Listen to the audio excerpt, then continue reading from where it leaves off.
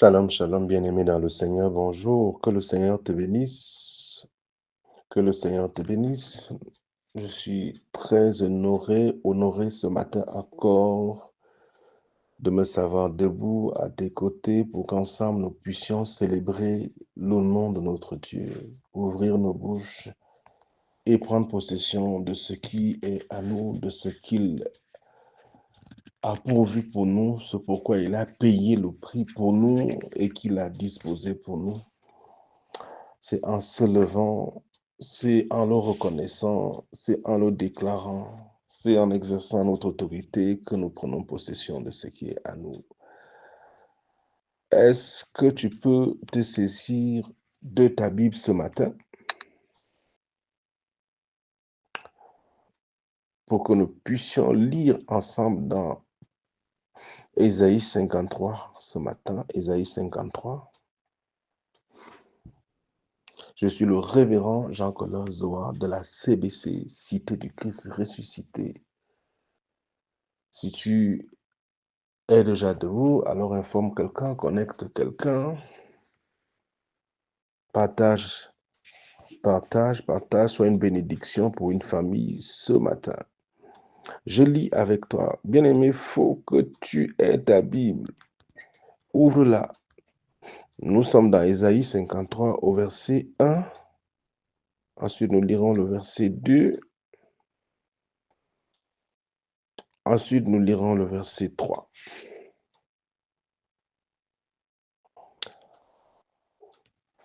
Donc, ce matin, je voudrais t'exhorter à une chose. Prendre possession de ce qui t'a été donné, de ce qui est à toi.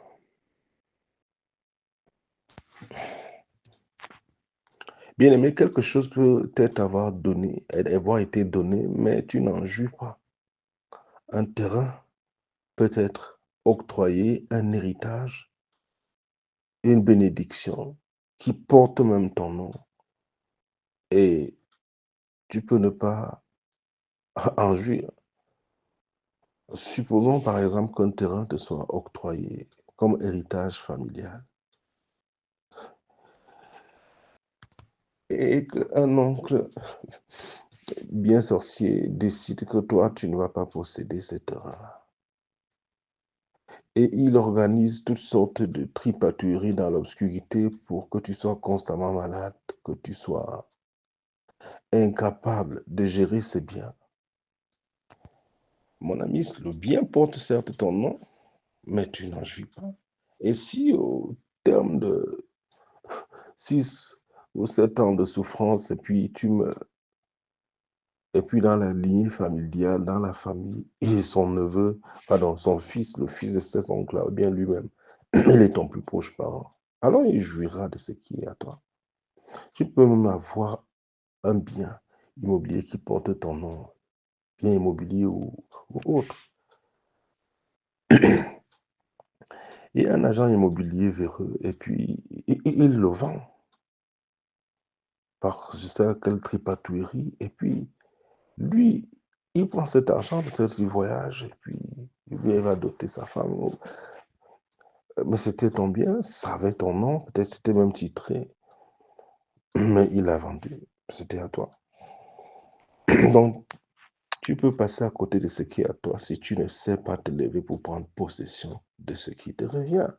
Un dépôt peut être fait dans une banque, ça peut être Orange Money, ça porte ton nom jusqu'à aussi longtemps que tu ne te lèves pas pour aller faire le retrait, pour aller à la banque faire le retrait, signer le reçu de retrait par le bic, le stylo de ta foi. Tu ne pourras pas en jouir, tu peux ne pas en jouir. Et je lis, si tu es avec moi, pour que tu comprennes ce que nous sommes en train de dire. Qui a cru à ce qui nous était annoncé? Qui a reconnu le bras de l'Éternel? Il s'est levé devant lui comme une faible plante, comme un rejeton qui sort d'une terre desséchée. Il n'avait ni beauté ni éclat pour attirer nos regards, et son aspect n'avait rien pour nous plaire.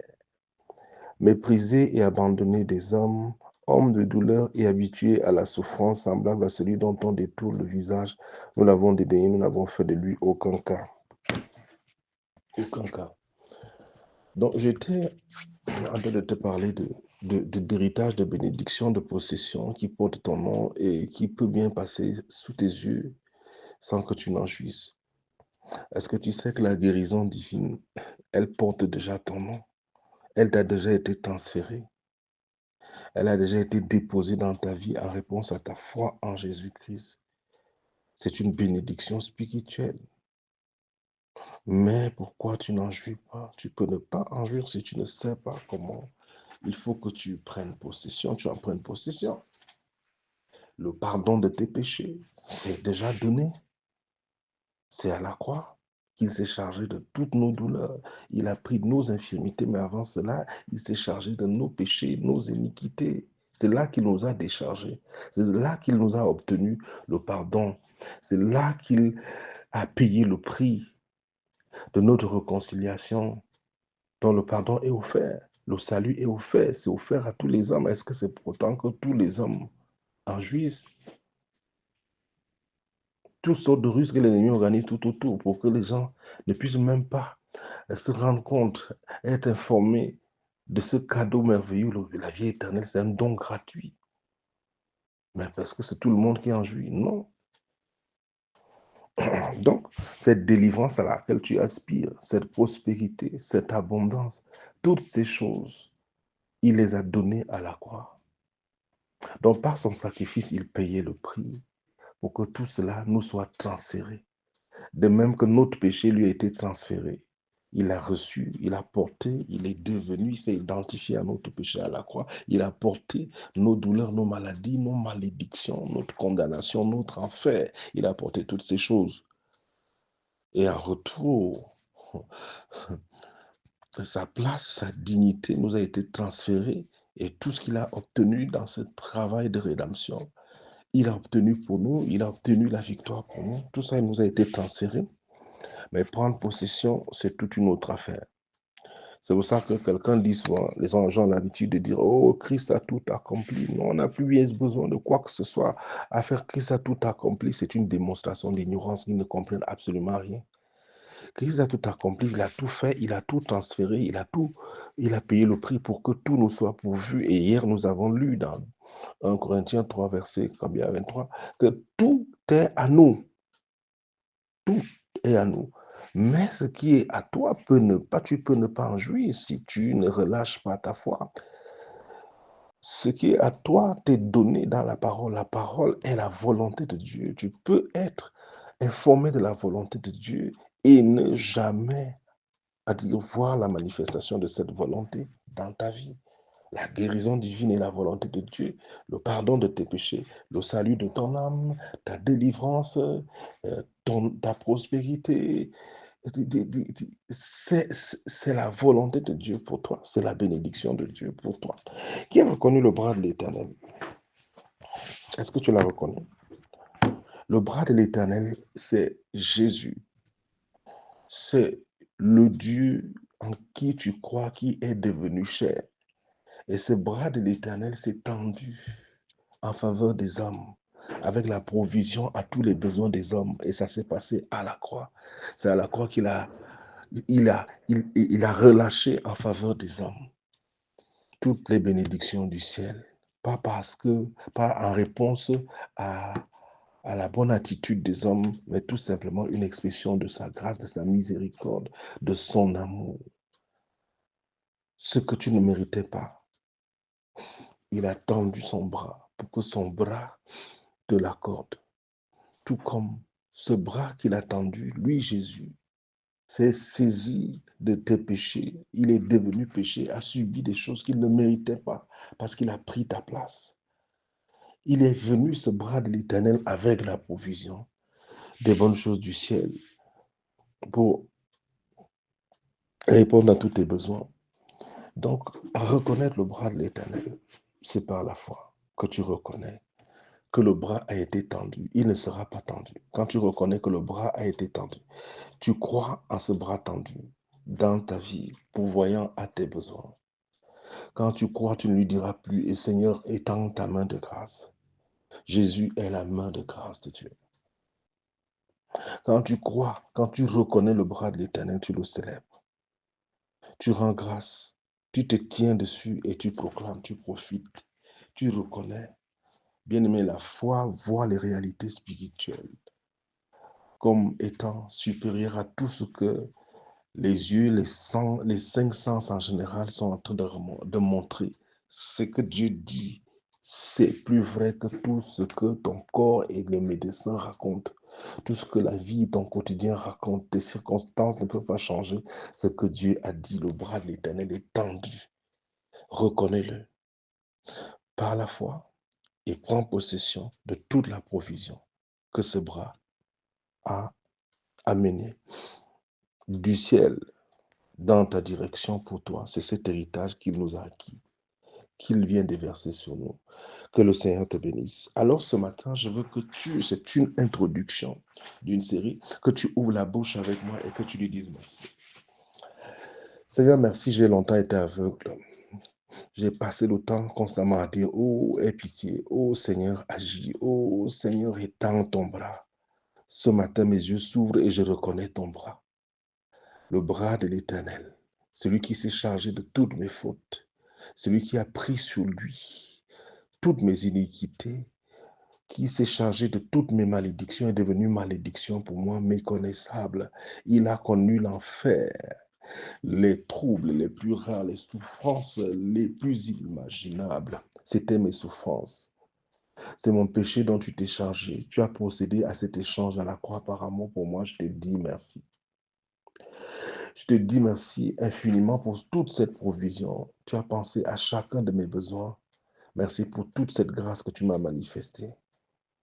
Aide mon entendement à réaliser l'abondance que tu as déposée dans ma vie pour la satisfaction de tous mes besoins.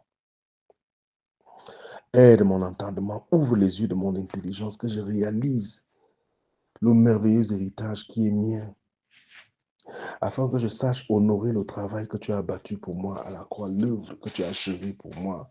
Seigneur, merci infiniment. Aujourd'hui, je suis accepté dans la présence de Dieu. Aujourd'hui, je suis pardonné de mes fautes. Aujourd'hui, j'ai accès à ton intimité. Aujourd'hui, je suis délivré de toutes mes condamnations, délivré de la puissance des ténèbres. Je te dis merci, je suis transféré dans ta présence, dans ton merveilleux royaume, élevé avec toi, assis en toi à ta droite, assis dans les lieux célestes, au-dessus de toutes les dominations. Seigneur, je te dis merci. Seigneur, je te dis merci, je te dis merci pour ce bras puissant tendu dans ma vie, demeurant dans ma vie en la personne de Jésus-Christ de Nazareth. Merci infiniment. C'est ce bras puissant qui me relève ce matin et je suis debout. Je reconnais le bras de l'Éternel, lui qui me soutient en permanence et qui précédera chacun de mes mouvements tout au long de cette journée et tout au long de cette année, dans le nom de Jésus. Ce bras d'abondance qui déverse sur moi toutes les bénédictions du ciel, je le reconnais. Je le reconnais non comme une promesse, comme la promesse de quelque chose qui se fera dans un futur, mais comme une réalité qui est déjà présente dans ma vie, avec toutes les bénédictions auxquelles je pourrais dire avoir besoin, toutes les bonnes choses dont je pourrais avoir besoin. Seigneur, je te dis merci. Merci parce que par ta présence, le tout du ciel, le tout de Dieu est en moi. Je te dis merci. Père, je te célèbre donc pour cette glorieuse présence que tu es pour moi, pour ta présence dans ma vie. Je te célèbre parce que par ta présence, ma guérison est là, ta présence, ma protection est là, ta présence est là, mon pardon est là, ta présence est là, ma délivrance est là. Je me tiens sur le bras de l'Éternel. Dis avec moi ce matin, je me tiens sur le bras de l'Éternel. Je reçois ce que le bras de l'Éternel m'a apporté et je le reconnais, je le reçois et je le reconnais au nom de Jésus. J'accède à cette grâce À ce bras de l'Éternel, par le biais de la foi et par ma foi, je me tiens sur ma délivrance, je me tiens sur ma guérison, sur ma protection, sur mon abondance, sur mon élévation et ma distinction, au nom de Jésus. Merci, je suis la prunelle de ton œil, je suis l'objet de toutes tes jalousies. Merci infiniment de prendre soin de moi. Merci pour toute l'attention que tu me réserves au quotidien. Merci infiniment à toi qui es toujours présent. Merci pour la grâce, l'abondance par laquelle tu me couvres au quotidien. Tu me conduiras tout au long de cette journée, tout au long de cette année. Tu précéderas chacun de mes mouvements. Merci infiniment, Seigneur. Tu m'as établi dans l'autorité, tu m'as élevé, tu m'as distingué. Je prends autorité ce matin sur mon corps, sur mon âme, sur tout ce qui porte mon nom. Et je dis à l'ennemi, tu ne me détourneras pas ce qui est à moi. Je dis à l'obstacle, tu es renversé et tu ne te relèveras plus au nom de Jésus. Je bénis tellement le Seigneur qui m'a donné l'autorité, le pouvoir de marcher sur toute la puissance de l'ennemi et rien ne pourra me nuire. J'annonce haut et fort que rien ne pourra me nuire. Toutes les dispositions de la méchanceté prises contre moi, contre ma maison, mes activités, vous ne pourrez me nuire. Le sang de Jésus me couvre. La gloire de Dieu me précède.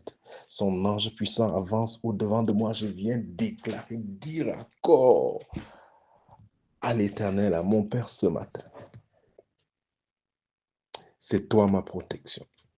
C'est toi ma délivrance. C'est toi ma porte ouverte. C'est toi ma victoire sur mes ennemis.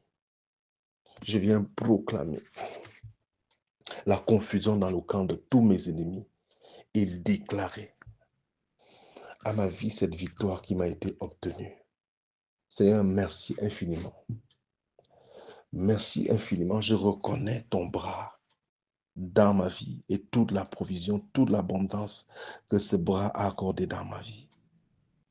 Merci à ce bras qui ne se rétractera pas, qui est tendu sur ma vie et déversant sur moi en continu l'abondance du ciel.